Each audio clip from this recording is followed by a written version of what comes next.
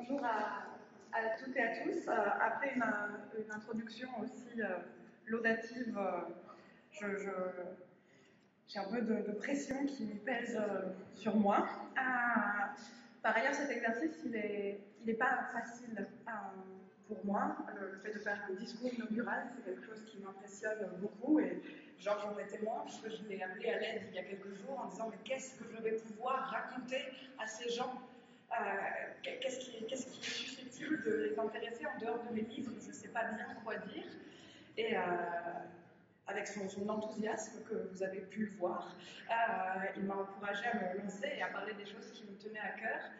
Et j'ai décidé de partager avec vous quelque chose auquel je pense beaucoup depuis quelques semaines, depuis quelques mois en fait, si je veux être tout à fait sincère. Et c'est une conférence qui a été donnée par l'autrice nigériane Chimamanda Ngozi Adichie en 2009 sur les dangers de ce qu'elle appelle l'histoire unique. A Single Story, ça doit être le titre de la conférence. Et dans cette communication, elle évoque notamment une différence majeure qui existe selon elle entre les États-Unis, un pays où elle est allée étudier plus jeune, et le Nigeria, d'où elle vient. Et elle dit que c'est une différence narrative, au sens où les États-Unis existent à l'étranger par une myriade d'histoires qui sont tirées d'articles de journaux, mais aussi des fictions qui sont répandues par les films, les séries, les livres, alors que de son côté, le Nigeria n'arrive jamais précédé d'histoire à l'étranger. Il n'arrive jamais précédé d'histoire qui concerne le Nigeria. Il arrive au mieux précédé de préjugés sur ce que serait, dans un vague ensemble compassionnel, l'Afrique. Et dans cette conférence, Adichie raconte à la fois hilare et furieuse. Récemment, je suis allée parler de mon livre dans une université et un étudiant m'a dit que c'était vraiment affreux que les hommes nigérians soient des agresseurs sexuels comme le personnage du père. Je lui ai répondu que j'avais lu American Psycho et que c'était vraiment affreux que les jeunes Américains soient des tueurs en série. Il ne me serait jamais venu à l'esprit, parce que j'avais lu un livre dont le héros était un tueur, d'en faire le représentant de toute l'Amérique. Et ce n'est pas parce que je suis une meilleure personne que cet étudiant, dit-elle, mais parce que le pouvoir économique et culturel américain fait que j'ai reçu des histoires multiples de l'Amérique. Et si je pense beaucoup à cette conférence, c'est parce que je me rappelle souvent que les histoires que nous, auteurs et autrices, nous produisons sur nos pays, sur les phénomènes migratoires, sur nos familles qui ont traversé ces moments de migration, ces histoires ne sont jamais reçues de manière neutre, hors d'un cadre. Elles ne sont jamais reçues à égalité.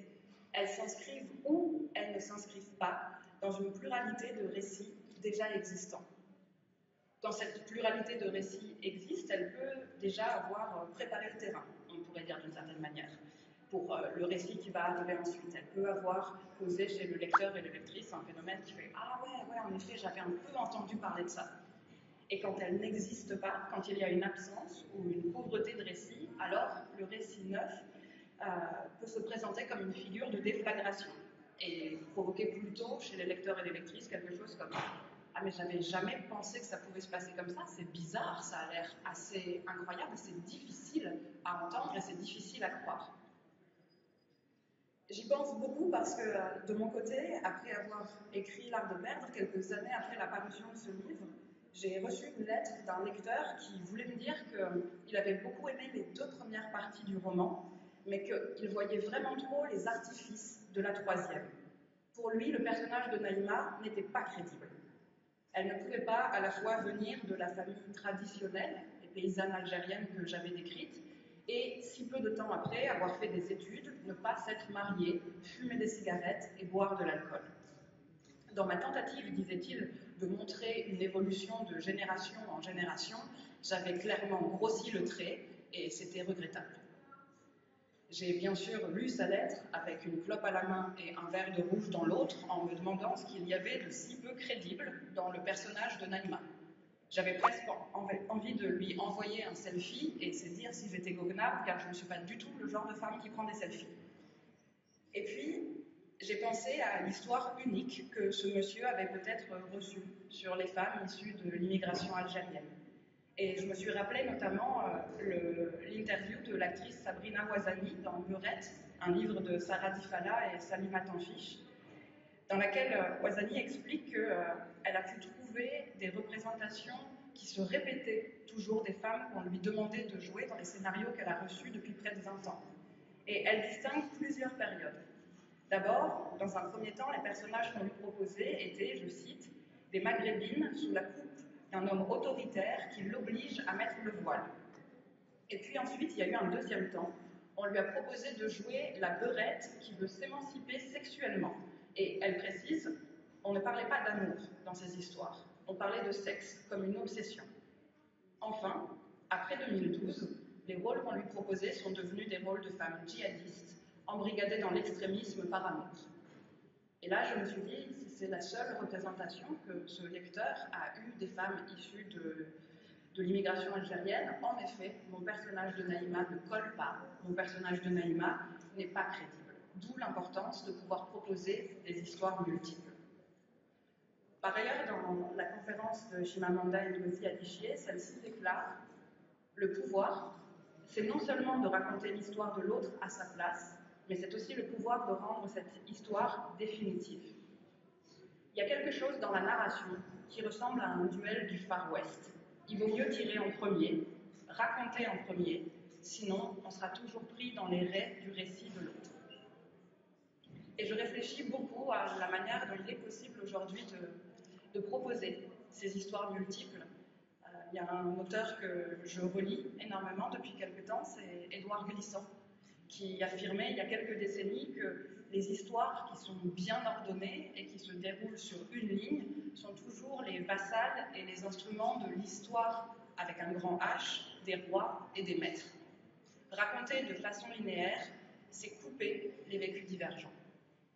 Et je l'ai remarqué dans mes recherches, qu'il s'agisse que de celles que j'ai menées sur l'Algérie ou de celles qui m'ont fait sillonner la Hongrie pour Sombre Dimanche, s'il n'y a qu'une seule histoire à raconter pour un groupe, pour un territoire, alors c'est que la version des dominants a englouti celle des dominés. C'est qu'on a effacé les histoires des minorités. L'histoire unique, c'est une façon d'imposer le silence. J'ai lu pendant 10 ans, en grandissant, des histoires d'Algérie qui ne comportaient aucun de celles et ceux qu'on appellerait ensuite les Algériens. Ou alors comme des silhouettes de fond de scène, des éléments qui permettaient de donner un petit effet de couleur locale à la narration. Un palmier, un macroute, une femme avec un haïk blanc, c'est du pareil au même, c'est là pour le décor. Et dans mes recherches, j'ai aussi croisé les travaux de l'universitaire américaine Susan S. Lancer, qui travaille sur la narratologie féministe, et donc évidemment que j'adore.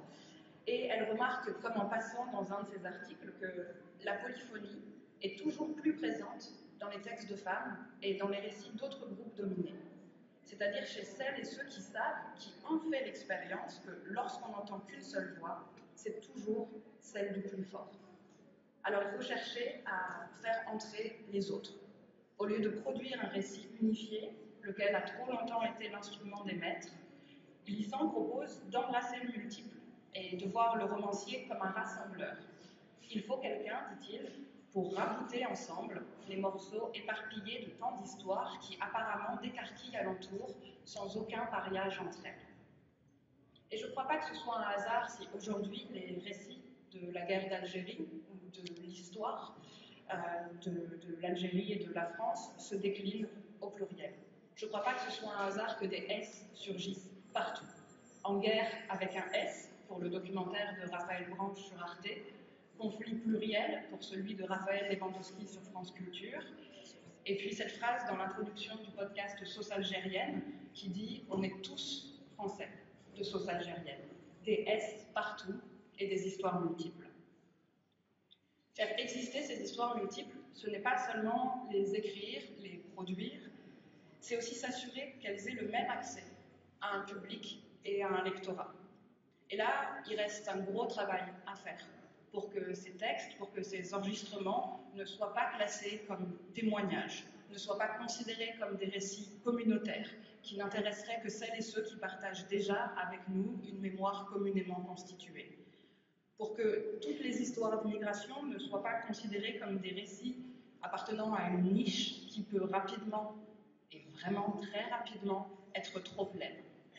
Quand j'écrivais L'Art de perdre, j'ai entendu plusieurs fois « Ah ouais, mais ça va être très compliqué de faire passer ton livre après celui d'Alexis Génie, je veux dire, il a déjà écrit sur ça. » Et à ma suite, on m'a dit « Moi, j'avais envie d'écrire sur l'Algérie, mais on m'a répondu qu'Alice Zeniter l'avait déjà fait. » Le pouvoir, c'est le pouvoir de raconter l'autre à sa place. Si la phrase d'Adichier résonne tout particulièrement pour moi en ces temps de campagne présidentielle puis législative, c'est parce qu'en ce moment, les médias bruissent d'hommes et de femmes politiques qui assènent. Les Français veulent, les Français en ont assez de ceci, les Français ont peur de cela, les Français souffrent. Moi, j'ai vu les Français au cours de mes déplacements. Sur le terrain, j'ai vu 500 Français, j'en ai vu 1000, moi j'en ai vu 10 000. Et pendant le débat de l'entre-deux tours, en écoutant Emmanuel Macron et Marine Le Pen parler, j'avais en tête cette réplique du film La haine. « Eh, c'est pas Thoiry ici. » Heureusement que vous les avez vus, les Français. Heureusement que vous leur avez parlé. Arrêtez de mentionner ça comme si vous aviez donné des graines à une espèce très rare d'oiseaux exotiques. Et c'est très étrange d'être à ce point parlé et menti, parlé et déformé en ce moment dans le temps du vote, c'est-à-dire au moment où on est supposé disposer de sa voix. Le pouvoir, c'est un pouvoir de raconter. Et si cette phrase résonne pour une autre raison si fort en ce moment, c'est parce que j'y pense beaucoup depuis le début de la semaine et depuis que j'ai appris l'élection de Bongbong Marcos aux Philippines. Une élection qui est permise uniquement par une réécriture de l'histoire, notamment grâce aux réseaux sociaux. Si vous avez assez de canaux, assez de force de production, il est possible d'infléchir le cours d'un récit comme on infléchit le cours d'un fleuve. Il est possible de faire de la loi martiale un temps de paix et de prospérité. Il est possible de faire oublier le détournement de plusieurs milliards par le plan Marcos. Il est possible de faire de l'héritier d'un clan voleur qui a saigné économiquement et parfois littéralement un pays la figure d'un nouvel espoir politique. La pyramide démographique des Philippines n'est pas la nôtre.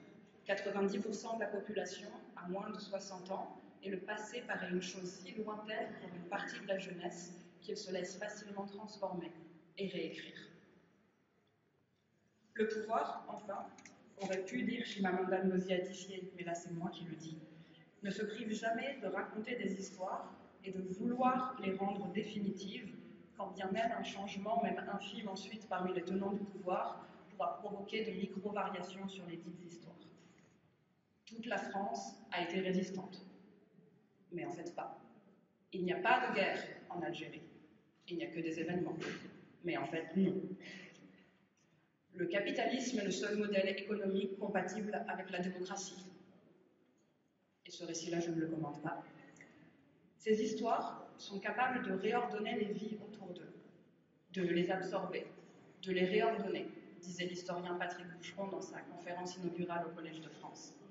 Et c'est pour ça qu'il est important, ici, aujourd'hui, mais partout, ailleurs et tout le temps, de faire exister d'autres types de récits, des mémoires plurielles, des personnages jamais vus, comme autant de refus narratifs à servir un roman national rance. Merci beaucoup.